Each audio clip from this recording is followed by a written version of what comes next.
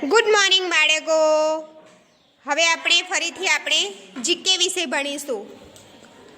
આટલા સુધી તમે અત્યાર સુધીમાં દશેરા સુધી શીખ્યા હતા, આટલા તહેવાર સમજ્યા. હવે આજે આપણે આગળ તહેવારો જોઈશું, રથયાત્રા અને મહાશિવરાત્રિ. હવે રથયાત્રા તો ગુજરાતનું ગૌરવ ગણાતી ભગવાન શ્રી જગન્નાથ ભગવાન એટલે કે શ્રી કૃષ્ણ ભગવાનની રથયાત્રા દર વર્ષે અમદાવાદમાંથી નીકળે છે. હવે આ રથયાત્રા ક્યારે આવે છે? તો રથયાત્રા અષાઢ સુદ બીજના દિવસે પરંપરાગત રીતે નીકળે છે. અને હવે તો ગુજરાતમાં ઘણા શહેરોમાં રથયાત્રા નીકળે છે. તમે જોયું છે તો દાહોદમાં પણ આપણે રથયાત્રા નીકળે છે. તમે તમારા મમ્મી પપ્પા સાથે રથયાત્રામાં ભગવાન શ્રી જગન્નાથના દર્શન કરવા બી જતા હશો. આ દિવસે ભગવાનને શાનો પ્રસાદ ધરાવવામાં આવે છે? તો જાંબુ અને મગ. હવે જોઈએ છે મહાશિવરાત્રિ. હવે નજીકમાં જ આવતો આ તો તહેવાર છે. હવે કયો તહેવાર આવવાનો છે? મહાશિવરાત્રિ. તો મહાશિવરાત્રિ એટલે દેવના દેવ મહાદેવને રીઝવવાનો દિવસ. દેવના દેવ મહાદેવ એટલે કે શંકર ભગવાનને રીઝવવાનો દિવસ છે. આ દિવસ ભગવાન શિવના મંદિરે તેમના ભક્તો પૂજા અને અર્ચના માટે ઉપડી પડે છે. હવે અત્યાર સુધી જોયા આપણે બધા હિન્દુ ધર્મના તહેવાર. હવે જોઈશું આપણે ઇસ્લામ ધર્મના તહેવારો. તો ઇસ્લામ ધર્મના તહેવારમાં મોહરમ અને રમઝાન ઈદ.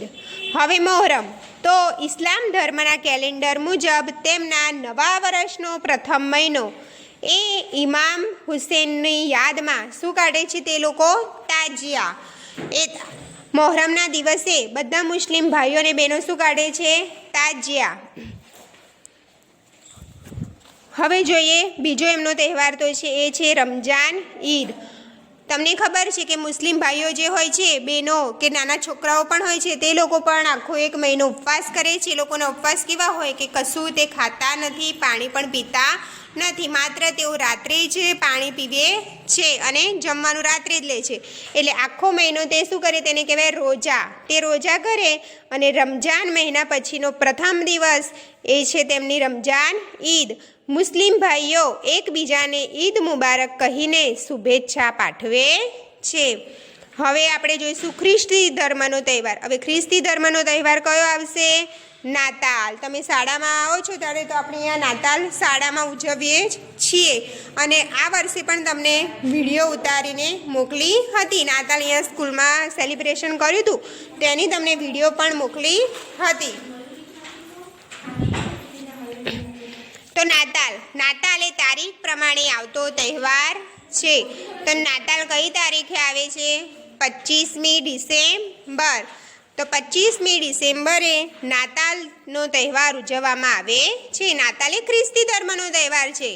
ઈસુ ખ્રિસ્તનો જન્મદિન એટલે નાતાલ. તેમના ભગવાન જે ઈસુ ખ્રિસ્ત છે તેમનો જન્મદિવસ કયો ઉજવાય છે? નાતાલ તરીકે. અને ખ્રિસ્તીઓ ક્યાં જાય છે આ દિવસે? તો ચર્ચમાં. આપણે પણ અહીંયા શાળામાંથી તમને ચર્ચમાં દર વર્ષે લઈ જવામાં પણ આવે છે. તો તમે બધા જુઓ છો કે ચર્ચમાં જઈને શું કરે છે? આપણે ગીતો ગાઈએ છીએ, ત્યાં અમને સાન્તાક્લોઝ આવે છે અને આપણને ચોકલેટો પણ આપે છે. હવે આગળ જોઈશું આપણે પારસી ધર્મના તહેવાર. પારસી ધર્મના તહેવારમાં છે પતેતી.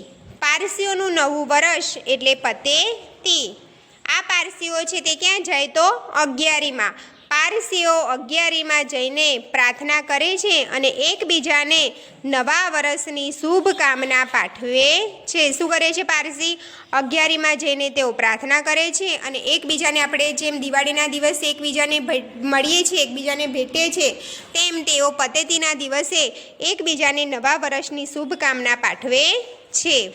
હવે આગળ જોઈએ તો બૌદ્ધ ધર્મના તહેવાર. તો બૌદ્ધ ધર્મનો તહેવાર કયો છે? તો બુદ્ધ પૂર્ણિમા. કયો આવશે? બુદ્ધ પૂર્ણિમા. તો વૈશાખ મહિનાની પૂર્ણિમા એટલે કે પૂનમ. વૈશાખ મહિનામાં જે પૂનમ આવે છે તે બુદ્ધ પૂર્ણિમા તરીકે ઉજવાય છે. અને પીપળાનું જે વૃક્ષ હોય છે,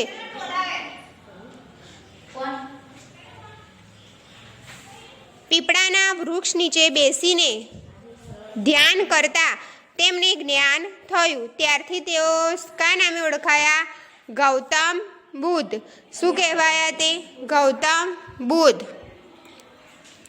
હવે આપણે આગળ જોઈશું તો જૈન ધર્મના તહેવાર. જૈન ધર્મના તહેવારમાં છે મહાવીર જયંતિ. તો ભગવાન મહાવીરનો જન્મદિન એ મહાવીર જયંતિ તરીકે ઉજવવામાં આવે છે. ભગવાન મહાવીરનો જન્મદિન કયા નામે ઉજવવામાં આવે, કયા તહેવાર તરીકે ઉજવવામાં આવે છે? તો મહાવીર જયંતિ. ભગવાન મહાવીર એ મહાવીર સ્વામી એ જૈન ધર્મના 24મા તીર્થકર છે. કયા તીર્થકર છે? 24મા. અને પ્રથમ તીર્થકર આગળના પાઠમાં તમે શીખી ગયા. તો કયા આવશે? તો ઋષભદેવ.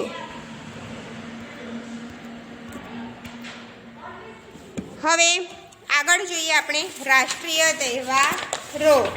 તો રાષ્ટ્રીય તહેવારો કયા છે?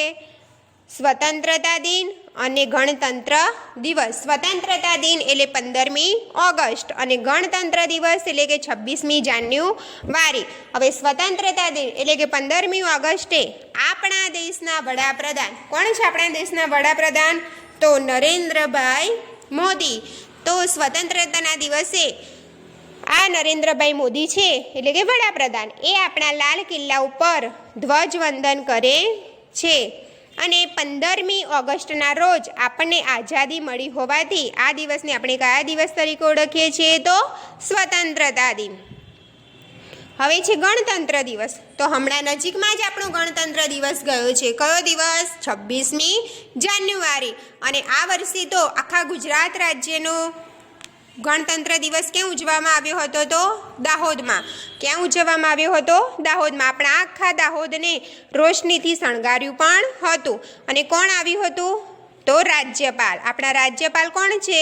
તો આચાર્ય દેવવ્રત. અને વિજયભાઈ રૂપાણી આપણા મુખ્યમંત્રી. એ બેના હસ્તે આ વખતે ગુજરાત રાજ્યનો ગણતંત્ર દિનની ઉજવણી કરવામાં આવી હતી. 26મી જાન્યુઆરીના રોજ આપણા બંધારણને અમલમાં મૂકવામાં આવ્યું હતું. આથી આ દિવસ ગણતંત્ર દિન તરીકે ઉજવવામાં આવે છે. અને આ દિવસે દેશના રાષ્ટ્રપતિ કોણ છે આપણા? રામનાથ કોવિંદ. તો આ દિવસે દેશના રાષ્ટ્રપતિ એ લાલ કિલ્લા પર ધ્વજવંદન કરે છે. હવે મગજમાં બેસી ગયું તમારે કે 15મી ઓગસ્ટના દિવસે આપણા વડાપ્રધાન એટલે કે નરેન્દ્રભાઈ મોદી અને ગણતંત્ર એટલે કે 26મી જાન્યુઆરીના દિવસે આપણા રાષ્ટ્રપતિ એટલે કે રામનાથ કોવિંદ એ લાલ કિલ્લા ઉપર ધ્વજવંદન કરે છે. હવે આપણે આજે આ પાઠ પૂર્ણ થયો છે.